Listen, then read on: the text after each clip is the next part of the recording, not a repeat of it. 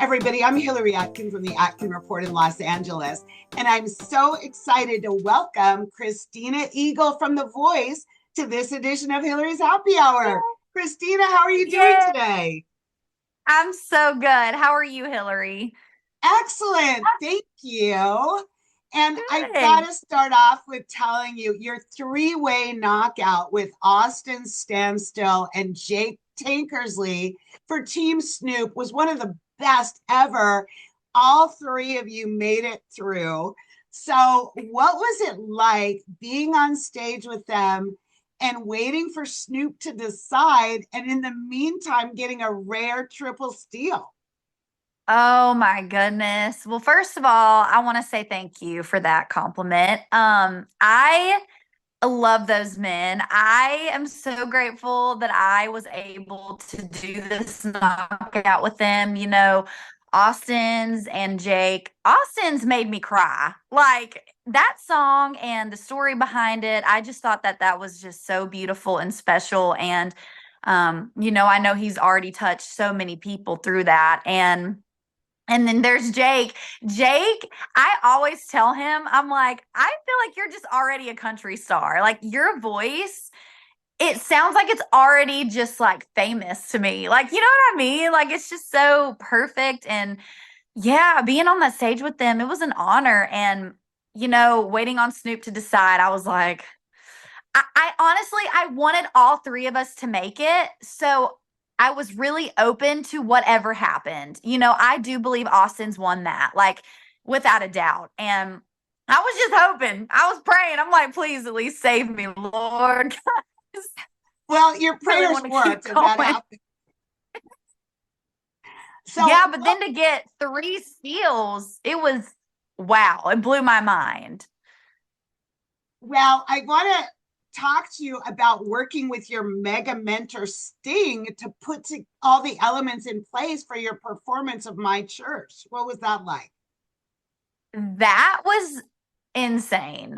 Like I have this picture of it's me standing in front of Sting and Snoop, and when I look at the picture I'm like, how do I have both of them in the same picture with me? Like it's just like it's so mind-blowing, and he had some really great compliments towards me. There was one thing he said. He was like, if you sang that at church, I'd be going there every Sunday. And I was like, man, I can't believe Sting is saying this to me. It was truly an honor for sure.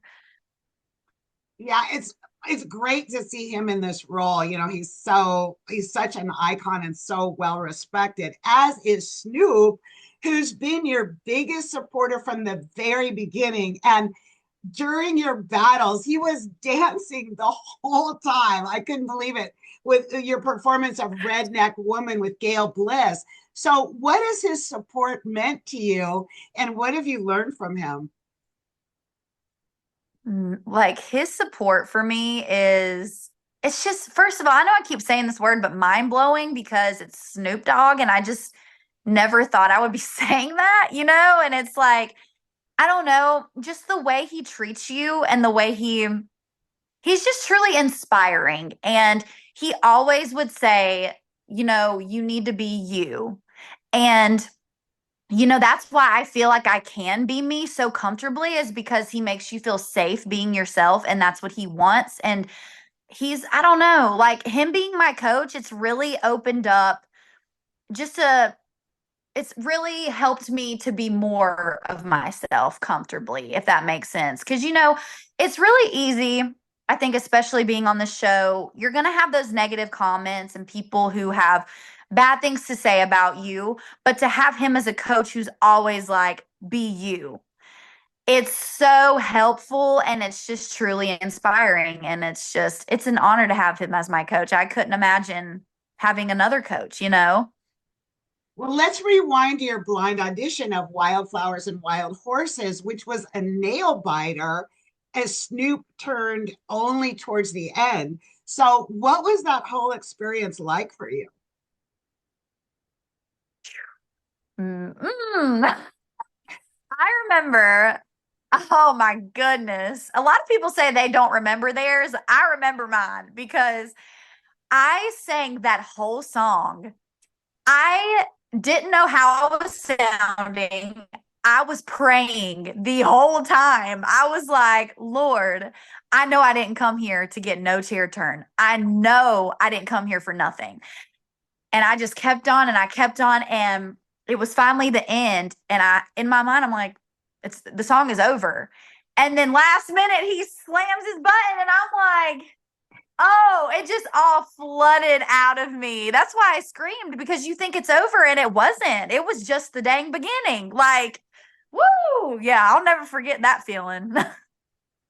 It was very memorable, but Gwen has also given you so much praise. A couple times she's even said she can't believe that you're not signed. So tell me about some of the other things that you really treasured during your voice journey so far. Yeah, Gwen Stefani has made me feel like Superwoman. Like she her saying that to me, I couldn't believe my ears. I'm like, I can't believe Gwen Stefani is saying this to me. She has truly been a gift, because, and that was hard in the knockouts, because on stage, I'm like, man, Gwen, I really want to go with Gwen too, because she loves me so much and she hypes me up. But man, I had to go with Snoop Dogg. Um, but yeah, I think one of the biggest things I've treasured about this journey is the people that I've gotten to meet along the way and know, and it's truly bonds that you're never gonna forget. And it's just something special about these people. That's been probably one of my favorite parts of this whole thing, for sure. Well, one of my favorite parts is looking forward to seeing what you do next, Christina.